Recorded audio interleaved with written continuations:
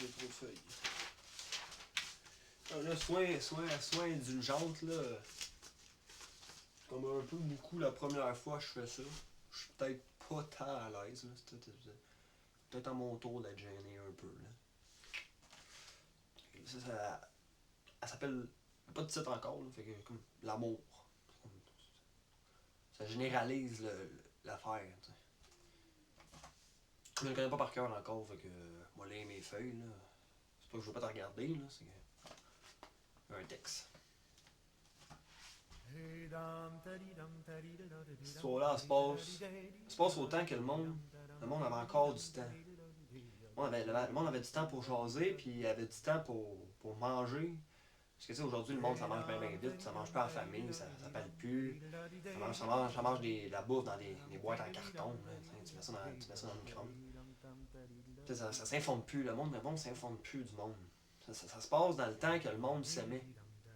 Tu sais, s'aimait, puis pour vrai, pour le meilleur, puis pour le pire. Puis ça, ben, pour toute la vie. Tu sais, c'est dans le temps que quand quelque chose genre se brisait, ben, il le jetait pas, puis il le réparait. Dans le temps que le monde se disait des je t'aime, qui partaient pas dans l'air, comme des petites poussières bien fines au moindre coup de vent. C'est des je t'aime gravés dans la roche. C'est à ce temps-là que ça se passe. Il y avait un Amérindien qui vivait dans la tribu du doux nom de être assez penché. Puis ce petit Amérindien-là, ben, âgé de pas plus de 17 ouverts, il était laid. Mais laid, là. C'était à se demander si c'était pas un cadavre. C'est un peu plus, puis il cohabitait avec des vers dans sa face, tellement qu'il était laid. Puis comme, ben, le ton populaire, il dit, ben, un malheur, il arrive jamais seul. Mais lui, on aurait dit que le malheur, il est arrivé avec toute sa famille au grand complète.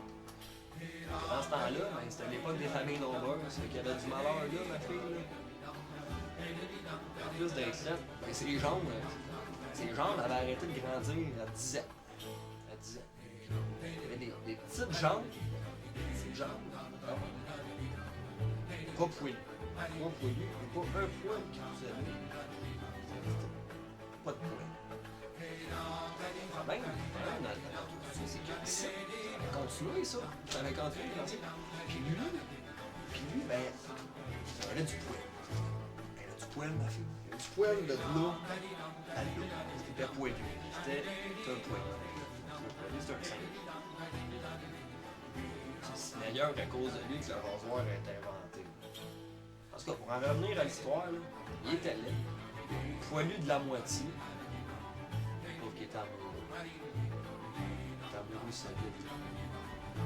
Depuis toujours. Depuis qu'il était né. Il était amoureux de la petite amérindienne de la tribu d'à côté.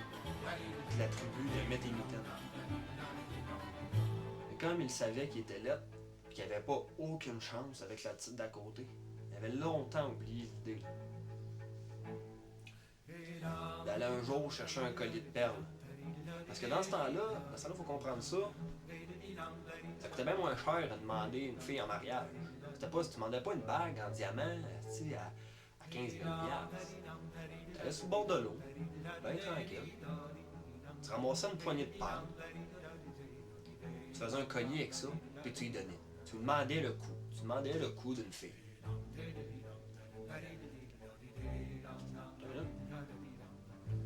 C'est ça. Pour en venir à l'histoire, lui, il était bien laid, puis il voulait le coup de la petite voisine. Mais en réalité, il avait cancellé le projet, puis il n'avait pas de courage, il avait peur d'être rejeté. Peur d'être rejeté parce que quand elle allait à l'école des Amérindiens, parce que c'est bien connu, les Amérindiens allaient à l'école. Les Amérindiens étaient instruits, c'était des grands philosophes. C'était des grands philosophes, les Amérindiens. Quand elle allait à l'école, ils se faisaient écœurer à cause du poil et des petites jambes. Le monde n'est pas gentil. C'est pour ça qu'il ne voulait pas l'avoir. Il était pissou. Plus les jours avançaient, plus l'été laissait sa place à l'automne. Ça, l'automne, c'est comme pour les chevreuils, c'est vraiment affaire pour nous. C'est la saison des amours. Les tribus amérindiennes étaient en route. C'est le temps qu'il faut que les hommes célibataires se trouvent des femmes. C'est là que ça se passe. C'était compris. Là, vu que lui était laid, pas d'estime, mais c'est dit qu'il avait fait tout seul pour la restant de ses jours. Il fallait qu'il accepte le destin, le chemin que le destin avait tracé. Après de longues réflexions, il s'est dit que parmi toute la famille de malheurs qu'il avait reçu en visite quand il était né, il y avait un mononcle là-dedans qui avait fait en sorte que même le destin ne voulait pas le guider. Il était tellement laid et épais que le destin ne voulait rien savoir. Fait que vu qu'il n'y avait pas de chemin prédéterminé, il pouvait faire ce qu'il voulait, il était libre, il avait la paix. Fait qu'il a décidé de prendre son courage avec ses deux mains, de prendre son pack-sac, d'aller voir la petite d'à côté. À côté, c'est 3 jours de marche. Puis après 3 jours de marche, il est enfin arrivé au village de sa future épouse. Ça, c'est ce qu'il pensait. Parce que quand la fille l'a vu arriver, elle s'est poussée à la course. Puis tout le monde sait que les Amérindiens étaient des grands sprinteurs. Elle s'est poussée. Quand il l'a vu courir, lui, il s'est dit que ça valait même pas la peine qu'il court après. Tout était perdu, puis pour lui, il n'y avait plus rien de bon qui pouvait y aller. Et ça, l'hiver passé, sans rien dire. Ben pogné dans son poil de tosse. Au moins, il n'y avait pas ce problème-là. Il n'était pas frais, il n'était pas besoin de manteau. Fait que là, l'hiver est fini. Dans l'histoire, l'hiver est fini. Fait que là, quand le premier personnage pointait au bout de son nez, les tribus se remettaient déjà au travail pour préparer leur camp en prévision de l'hiver prochain. Ils voyaient loin, c'est des visionnaires. Par le doux vent du printemps, une rumeur des plus douces qui arriva à l'oreille. Dans la tribu voisine, vivait la petite Julie.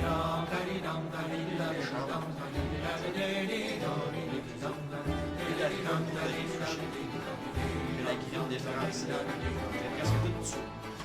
Elle tue la tribu.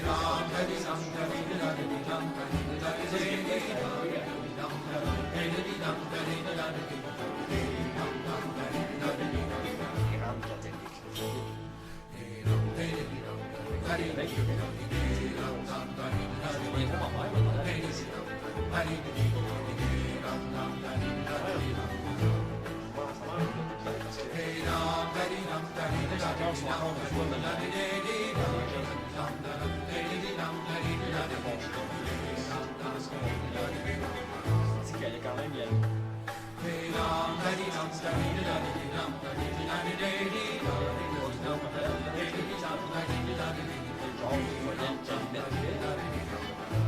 Qui prenait des puffs en cachette, jusqu'au jour où il savoir le poignet, il est obligé à faire fumer des fois avec les poignets après ça. Il est rendu à la nuit, il prit encore son vaccin, il a pris encore le chemin. Le lendemain matin, il nous disait une mer de vieux. C'était que des vieux Amérindiens, une chier d'Amérindiens. Je te jure, ma fille, il y en avait un puis un autre. Ils tombaient tous bout par bout. C'était des bouts de vieux d'Amérindiens. Sa maladie faisait en sorte que tes bouts tombaient. Toutes les bouts tombaient là. C'était des bouts de vieux. Une mer de bouts de vieux. L'Amérindien était bien déçu. Bien déçu. Lui, il avait dans l'idée que c'était là qu'elle allait trouver. Bien déçu, il reprit le pas vers son village. Mais juste avant, il a entendu le plus beau cri, le plus doux bruit au monde. Une petite voix de fille en porcelaine. Un peu comme la mienne. Il figea. Il bougeait plus. Il se retourna, puis il aperçut la plus belle des créatures qui vivaient sur sa terre. Une grande fille, les cheveux blancs, comme si ses cheveux étaient recouverts un par un d'une délicate feuille d'or. Et les jambes, longues de même, qu'elle finissait plus. D'une délicatesse comparable à la plus fine des pattes de mouche. Dans un élan incontrôlable, il était perdu. Il s'approcha de la fille. Et remarqua que sur toute cette beauté-là, une chose qu'elle avait, c'était ses yeux. Des yeux bleus, gris. Enfin, c'est vite. Sans s'en rendre compte, la fille lui rentre dedans. Bam. Le cœur de l'Amérindien, il commençait à virer de sourd. Il était parti à chire, là. Il capotait. C'est la première fois qu'il avait un contact avec une personne du sexe opposé, à part sa mère. Le stress embarque, là. Et elle s'engêne. Elle dit: qu'est-ce que tu fais avec ton manteau? On est en plein mois on est en printemps, c'est là que la neige en fond, enlève-le. Puis il répondit un peu gêné, un peu vexé. C'est pas mon manteau, c'est mes poils.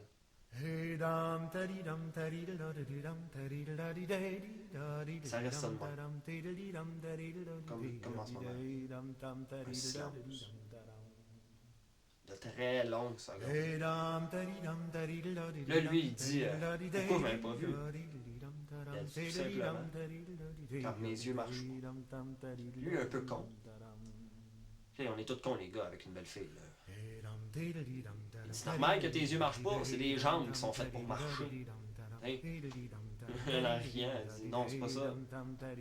Les jambes marchent. Mais je vois rien. C'est à cause de la maladie. Je suis rendu aveugle. Il dit sur un ton triste: vous êtes malheureux. Il manquait tant de belles choses. Le monde autour de nous. Tellement beau. Jamais personne va scraper ça. Comme si c'était pas la première fois que quelqu'un disait ça. Je vois peut-être pas comme vous voyez, mais je vois mieux. Je vois mieux. Je suis capable de ressentir la force des choses qui m'entourent et vraiment de comprendre l'essentiel du monde. Je suis capable de me créer des images dans ma tête. Étonné de sa réponse, elle dit naïvement: suis-moi.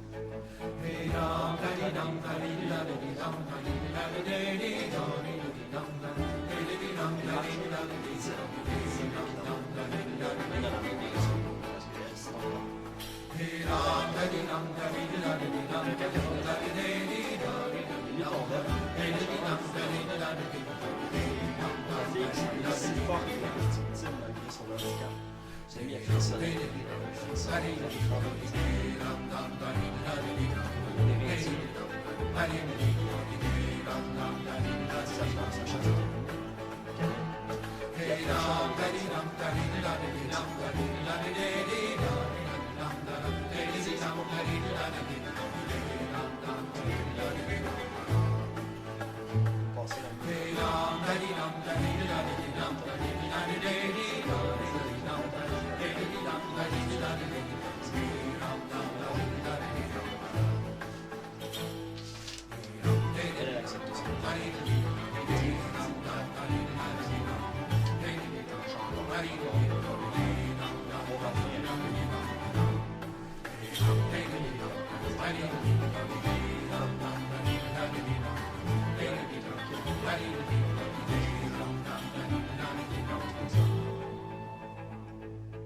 Elle s'installait sur le bord, où coulait un léger filet d'eau, qui laissait échapper le plus petit son à faire frissonner les oreilles du plus sourd des hommes.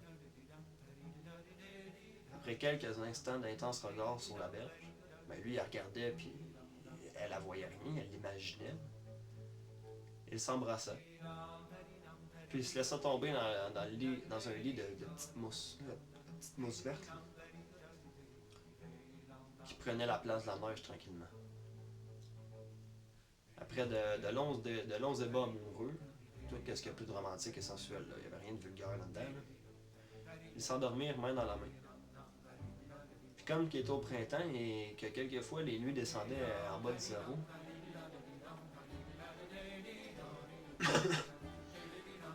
ils moururent gelés sur le bord de la rivière. Malgré le poil, il avait décidé de mourir. Il avait décidé que son heure était venue. Mais il ne partit pas sans rien laisser. Il laissèrent le plus beau souvenir qu'il pouvait. Un enfant. Aujourd'hui, cet enfant-là s'appelle le bouclier canadien. Et c'est le bouclier dans lequel je vis en ce moment. C'est des rocheuses entre lesquelles je vis. Et qu'il faut préserver le plus possible. C'est ça.